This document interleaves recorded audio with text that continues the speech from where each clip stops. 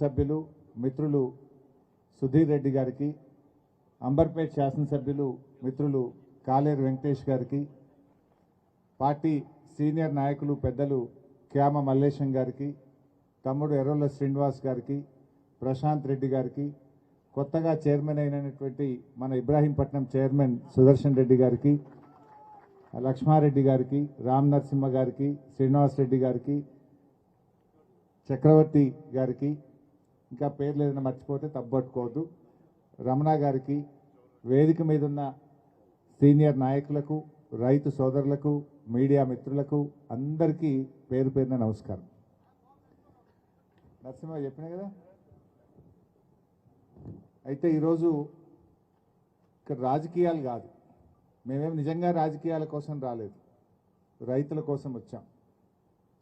సమస్య ఇది బీఆర్ఎస్ పార్టీదా కాంగ్రెస్ పార్టీదా కాదు, సమస్య రైతులది. ఒక్కరిదా ఇద్దరిదా కాదు, ఈ రాష్ట్రంలో ఉండే లక్షలాది మంది రైతుల భవిష్యత్తుకు సంబంధించినటువంటి సమస్య. ఏ ముఖ్యమంత్రి అయినా ఏ ప్రభుత్వం అయినా ప్రజల కోసం పనిచేయాలి, రైతుల కోసం పనిచేయాలి తప్ప దళారుల కోసమో వ్యాపారుల కోసమో పనిచేయకూడదు. నేను ఈ ముఖ్యమంత్రి గారికి, వ్యవసాయ శాఖ మంత్రికి ఈ వేదిక మీద నుంచి, ఈ భూమి నుంచి మేము చెప్పేది ఒకటే మాట. రాష్ట్రంలో ఉండే లక్షలాది మంది పండ్లు పండించేటువంటి పండ్ల తోట రైతుల కోసం ఆలోచించండి తప్ప ముగ్గురో నలుగురో దళారుల కోసం వ్యాపారుల కోసం ఆలోచించొద్దు అని చెప్పి ప్రభుత్వాన్ని కోరుతా ఉన్నాం. వాస్తవానికి ఈ భూమి తీసుకోవడానికి మా సుధీర్ రెడ్డి గారు చక్కగా చెప్పారు. ఎల్బీ నగర్లో గడ్డి అన్నారం ఫ్రూట్ మార్కెట్లో ట్రాఫిక్ కంజెషను, పొల్యూషను, ప్రజా ఆరోగ్యాన్ని దృష్టిలో పెట్టుకొని, రైతుల యొక్క శ్రేయస్సును దృష్టిలో పెట్టుకొని, భవిష్యత్ అవసరాలను దృష్టిలో పెట్టుకొని ఈ 200 ఎకరాల్లో ఇక్కడ మనం ఈ ఫ్రూట్ మార్కెట్ను అంతర్జాతీయ స్థాయిలో నిర్మించాలని ఆనాడు కేసీఆర్ గారు ప్రభుత్వం నిర్ణయించింది. ఈ 200 ఎకరాలు సేకరించడానికి పెద్దలు పాపం కిషన్ రెడ్డి గారు చాలా కష్టపడ్డారు. భవిష్యత్తు కోసం, రాష్ట్రం కోసం, లక్షలాది మంది రైతుల కోసం పాపం కిషన్ రెడ్డి గారు ఎంతో కష్టపడి ఈ భూమి సేకరణలో ఆయన సహకరించారు. ఆ రోజుల్లో నేను మార్కెటింగ్ శాఖ మంత్రిగా పెద్దలు కిషన్ అన్న ఇక్కడ రైతులు ఉన్నారు, వాళ్ళకి సాయం చేయాలి అని చెప్తే ఒక 10 కోట్ల రూపాయలు మార్కెటింగ్ శాఖ ద్వారా ఇక్కడ సాగులో ఉండే రైతులకు ఆనాడు కంపెన్సేషన్ కూడా ఇవ్వడం జరిగింది. కిషన్ అన్న రైతులకు అన్యాయం కావద్దు అని చెప్పి ఆ రోజు వచ్చి మాట్లాడి మాతో కొట్లాడి రైతులకు 10 కోట్ల రూపాయలు ఆ రోజు కిషన్ రెడ్డి గారు ఇప్పించారు. రైతులకు డబ్బులు ఇచ్చి ఈ 178 ఎకరాలు సేకరించినాం. సేకరించడమే కాదు, పక్కన ఇంకో 22 ఎకరాలు ప్రభుత్వ భూమి ఉండే, ఆ 22 ఈ 178 కలిపితే ఇది 200 ఎకరాల భూమిలో అంతర్జాతీయ స్థాయిలో ఒక ఫ్రూట్ మార్కెట్ కట్టాలి, ఇండియాలో ఎక్కడ లేని విధంగా గొప్పగా ఈ ఫ్రూట్ మార్కెట్ కట్టాలని చెప్పి ఆనాడు ప్రభుత్వం నిర్ణయించింది. దాంట్లో భాగంగానే ఇగో జీవో 11 2020వ సంవత్సరంలో ఈ మార్కెట్ యార్డ్ను నోటిఫై చేస్తూ మార్కెటింగ్ శాఖ ఆనాడు నిరంజన్ రెడ్డి గారు మంత్రిగా ఈ మార్కెట్ను నోటిఫై చేశారు. దాని తర్వాత డబ్బులు కూడా కావాలంటే మార్కెటింగ్ శాఖలో వివిధ మార్కెట్లో ఉండే డబ్బులను జీవో నంబర్ 216 ద్వారా 350 కోట్ల రూపాయల డబ్బులను తెచ్చి ఈ మార్కెట్ నిర్మించడానికి బ్యాంక్ అకౌంట్లో వేసి డబ్బులు కూడా పెట్టడం జరిగింది. అంటే ఆ డబ్బులు ఇప్పటికి కూడా అట్లే ఉన్నాయి. ఆ 350 కోట్లు బ్యాంకుల అకౌంట్లో ఉన్నాయి ఈ మార్కెట్ పేరు మీద, ఈ భూమి పేరు మీద. మార్కెట్ నోటిఫై అయింది, 350 కోట్ల రూపాయల డబ్బులు తెచ్చి బ్యాంకులో పెట్టినాం. అంతర్జాతీయ స్థాయి కన్సల్టెంట్లతోని ఈ మార్కెట్ ఎట్లా కట్టాలనో బాగా ఆలోచించి మంచి డిజైన్స్, ఎస్టిమేట్లు, ప్లానింగ్ కూడా జరిగింది. ఎక్కడ కోల్డ్ స్టోరేజ్ ఉండాలి, ఎక్కడ ఎక్స్పోర్ట్ మార్కెట్ ఉండాలి. ఫ్రూట్స్లో కొన్ని విదేశాలకు పోతుంటాయి, మన హైదరాబాద్ ఎయిర్పోర్ట్ ద్వారా విదేశాలకు పోయేటువంటి ఫ్రూట్స్ దాని ప్యాకింగ్ ఎక్కడ ఉండాలి, ఎక్స్పోర్ట్ మార్కెట్ ఎక్కడ, రెగ్యులర్ మార్కెట్ ఎక్కడ, కోల్డ్ చైన్ ఎక్కడ, రైతులకు విశ్రాంతి ఎక్కడ ఉండాలి, ఇట్లా అన్ని కూడా ప్లాన్ చేసుకున్నాం. ఫ్యూచర్లో ఇక్కడనే మా సుధీర్ అన్న చెప్పినట్టు పక్కనే ఫ్లవర్ మార్కెట్ రావాలి, ఇంకొక పక్కన ఫిష్ మార్కెట్ రావాలి, ఒక పక్కన ఫ్రూట్ మార్కెట్ రావాలి, అద్భుతంగా దీన్ని నిర్మించాలని చెప్పి ఆనాడు కేసీఆర్ గారు ప్లాన్ చేసింది. మన అధికారులు పోయిండ్రు, ఆస్ట్రేలియాకు పోయిండ్రు, వివిధ దేశాలు వివిధ రాష్ట్రాలు కూడా తిరిగి వచ్చిండ్రు. ఎక్కడ ప్రపంచంలో ది బెస్ట్ ఫ్రూట్ మార్కెట్ ఉన్నది, అట్లా మనం ప్రపంచంలో ఇంటర్నేషనల్ స్టాండర్డ్స్లో ఈ మార్కెట్ కట్టాలని చెప్పి 1000 కోట్ల రూపాయలతో డిపిఆర్ రెడీ చేసినాం. 350 కోట్లు బ్యాంకులో పెట్టినాం. కొన్ని పీపీపీ మోడల్లో కట్టాలని డిసైడ్ చేసినాం. Everything was ready.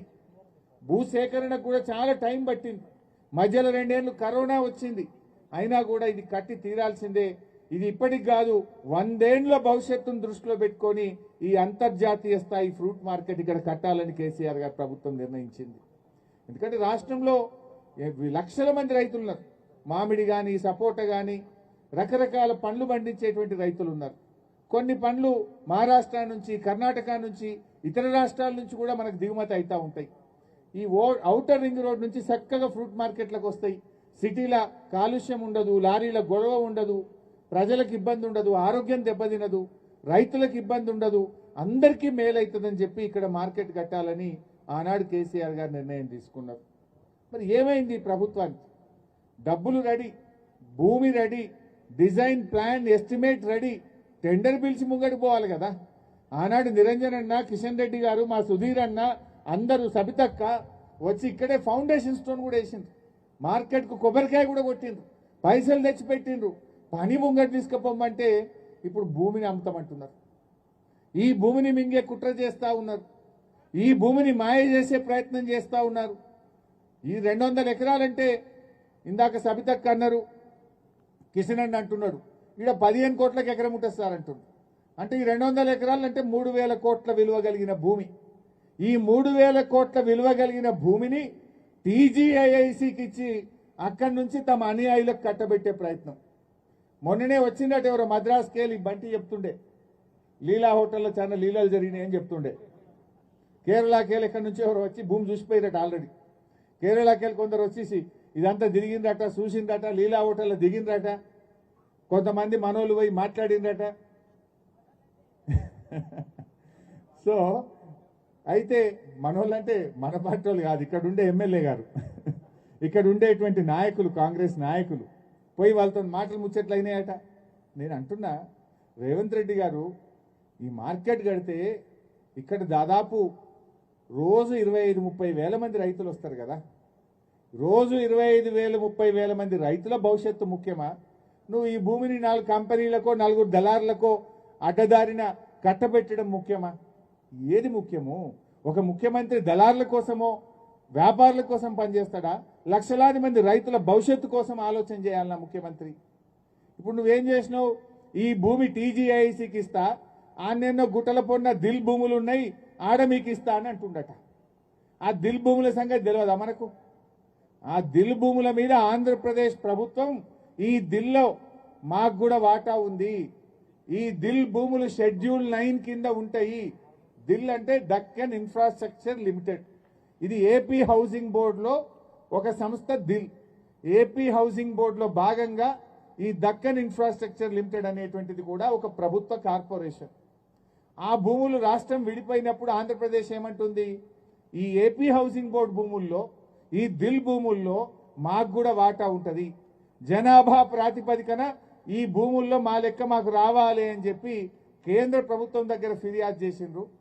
మన తెలంగాణ హైకోర్టులో కూడా కేసు వేసి ఒక ఆర్డర్ తెచ్చిండ్రు.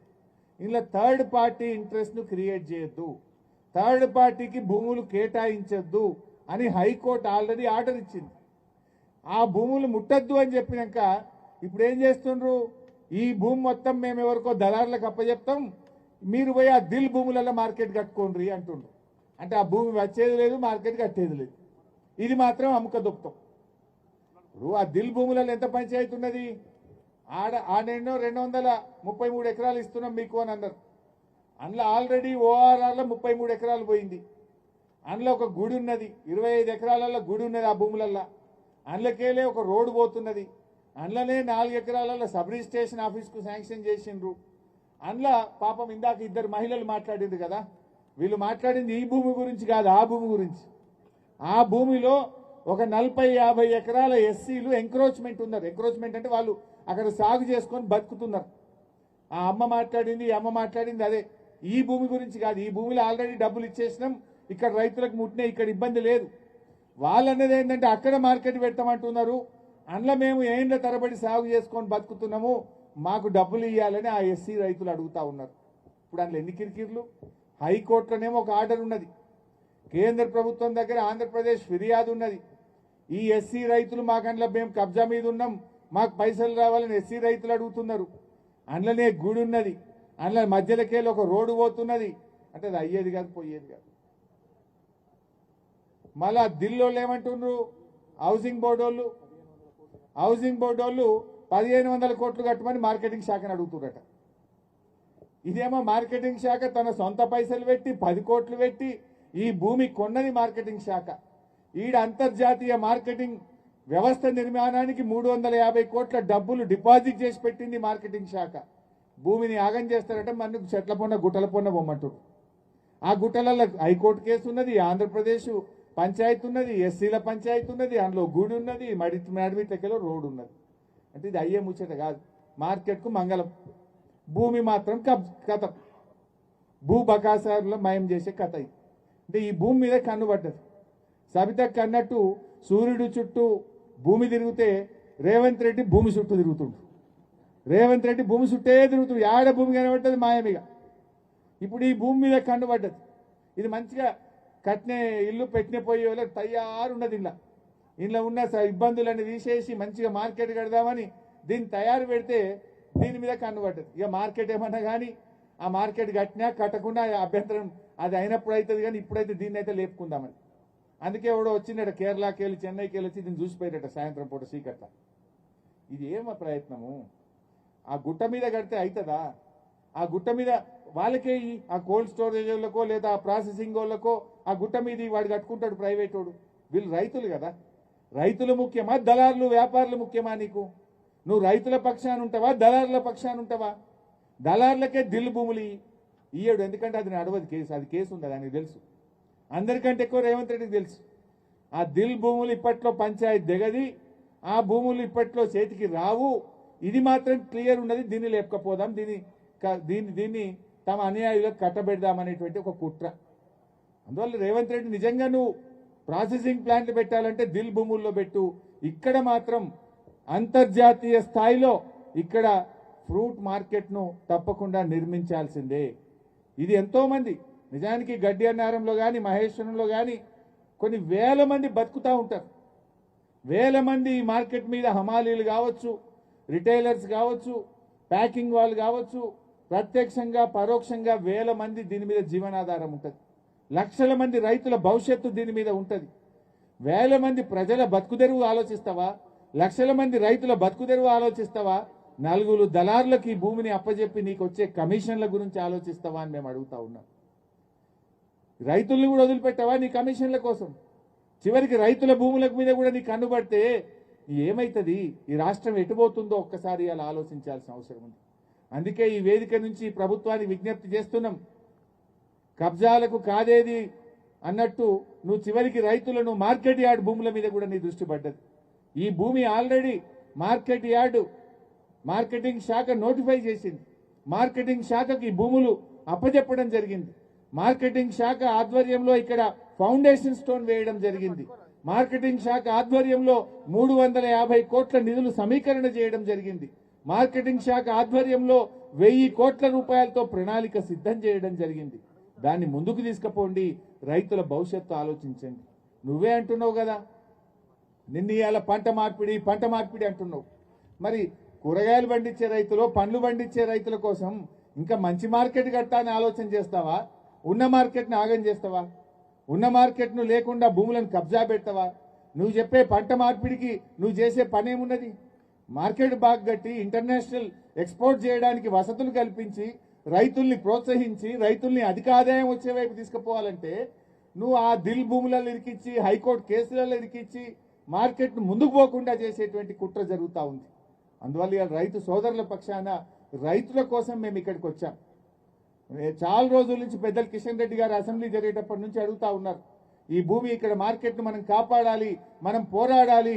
ఎంతో కష్టపడి సేకరించిన ఈ భూమి దళారుల పాలవుతుందని చెప్పి పెద్దలు కిషన్ రెడ్డి గారు, సవితక్క గారు చాలా రోజుల నుంచి మమ్మల్ని ఇక్కడికి వెళ్ళాలని అంటా ఉండ్రి. తప్పకుండా ఈ భూమి పోరాటది బీఆర్ఎస్ పార్టీ. ఇక్కడే అంతర్జాతీయ స్థాయిలో ఫ్రూట్ మార్కెట్ వచ్చేదాకా రైతుల పక్షాన బీఆర్ఎస్ పార్టీ పోరాడుతుంది. ఇది ఇక్కడ బతికే వేల మంది ప్రజలతో పాటు ఈ రాష్ట్రంలో ఉండే లక్షలాది మంది రైతుల భవిష్యత్తుకు సంబంధించినటువంటి విషయం. ఇందులో వ్యక్తిగత పంచాయతీ లేదు, ఇందులో వేరే రాజకీయాలు లేవు. ఇది రైతుల కోసం ఆనాడు కేసీఆర్ గారు ఆలోచించిండ్రు. ఇది ముందుకు పోవాలన్నదే మా ప్రయత్నం. నిజానికి ఈ ప్రాంతంలో ఆ మార్కెట్ వస్తే ఎంత డెవలప్ అవుతుంది ఈ ఏరియా, ఈ చుట్టుపక్కల భూములు ఎంత బాగా అభివృద్ధి జరుగుతాయి, ఇవాళ ఆలోచించాల్సినటువంటి అవసరం ఉంది. ఈ ప్రభుత్వం ఎట్లా తయారైపోయిందంటే ఎక్కడ చూడు భూముల చుట్టే. ఇగో ఈ పక్కనే మరి రామ్దాస్ పల్లిలో సర్వే నంబర్ 41లో 1200 ఎకరాలు ఇప్పుడు ప్రాహిబిషన్ కింద పెట్టింది. ప్రాహిబిషన్ కింద పెట్టుడు, సెటిల్మెంట్ చేసుడు. ఆనాడేం చెప్పిండ్రు, బీఆర్ఎస్ ప్రభుత్వం ధరణిలో కొన్ని వేల ఎకరాలు ప్రాహిబిషన్లో పెట్టింది, మేమొస్తే వాటన్నిటినీ ప్రాహిబిషన్లోకి వెళ్ళి తీసేస్తామన్నారు. కానీ ఇవాళ ఏమైంది, 1 కోటి ఎకరాలు ప్రాహిబిషన్లో పెట్టింది. ఎక్కడ పడితే అక్కడ ప్రాహిబిషన్లో పెట్టి రైతుల ఉసురు పోసుకుంటా ఉన్నారు. ఈ పక్కనే రామ్దాస్ పల్లిలో 1200 ఎకరాలు కొత్తగా ప్రాహిబిషన్లో పెడితే అక్కడ అనేక మంది రైతులు, ఎస్సీ బీసీ ప్రజలు ఎంతో మంది ఇబ్బంది పడతా ఉన్నారు. ఎక్కడ పడితే అక్కడ ప్రాహిబిషన్లో పెట్టుడు, రైతులతో సెటిల్మెంట్లు చేసుడు. ఎప్పుడు తీసేస్తారు? 2.5 ఏళ్ళైంది. భూములన్నీ ప్రాహిబిషన్ నుంచి బయటకు తెస్తామని చెప్పి ఇలా 1 కోటి ఎకరాలు ప్రాహిబిషన్లో పెట్టి రైతుల ఉసురు పోసుకుంటున్నటువంటి పరిస్థితి ఉన్నది. సో ఇప్పటికైనా తక్షణమే ప్రాహిబిషన్ లిస్టులో నుంచి భూములన్నీ తీసివేసి రైతుల్ని ఇబ్బంది పెట్టకుండా చూడాలని చెప్పి కూడా ఈరోజు మేము విజ్ఞప్తి చేస్తా ఉన్నాం. మా కిషన్ అన్న చెప్తున్నాడు, పక్కనే వెంకటేశ్వర ఆనంద నిలయం కడుతుండట. వెంకటేశ్వర అభిషేక ఆనంద నిలయం, వెంకటేశ్వర అభిషేక ఆనంద నిలయం.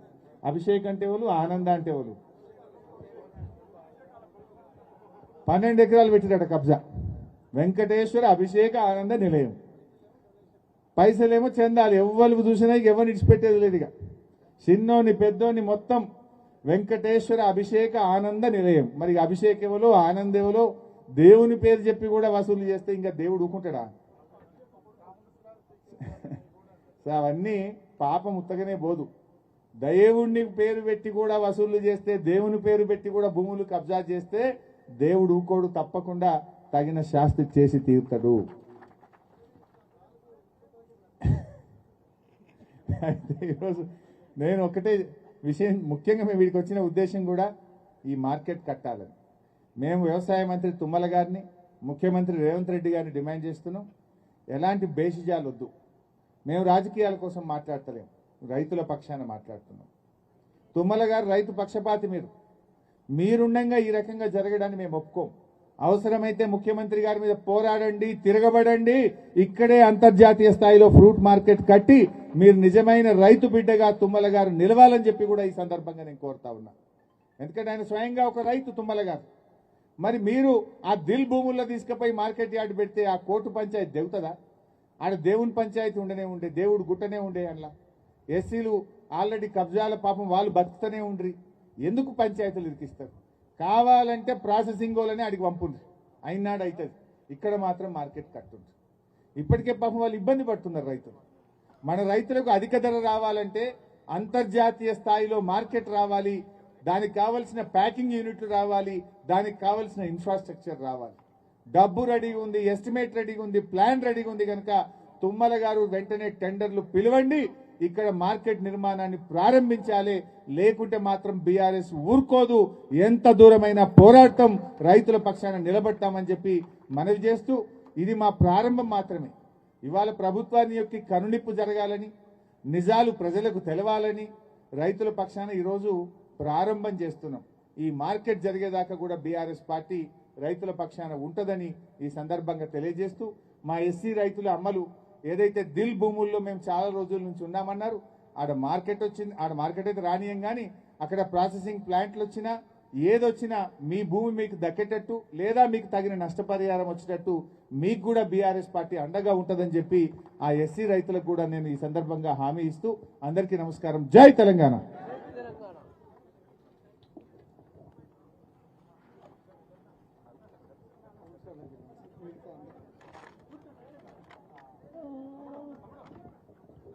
కూర్చోండి అట్ట ఎక్కడ అక్కడ రైతులతో కూడా హరీష్ రావు సార్ ఇక్కడ కలుస్తారు. తర్వాత వెనకాల ఒకసారి భూములు చూస్తారు. దానికంటే ముందు ఒకసారి 50 రోజుల పాటు క్యాంపులో ఉండి ప్రభుత్వంతో కాదు పూర్తిగా వ్యవస్థతోటే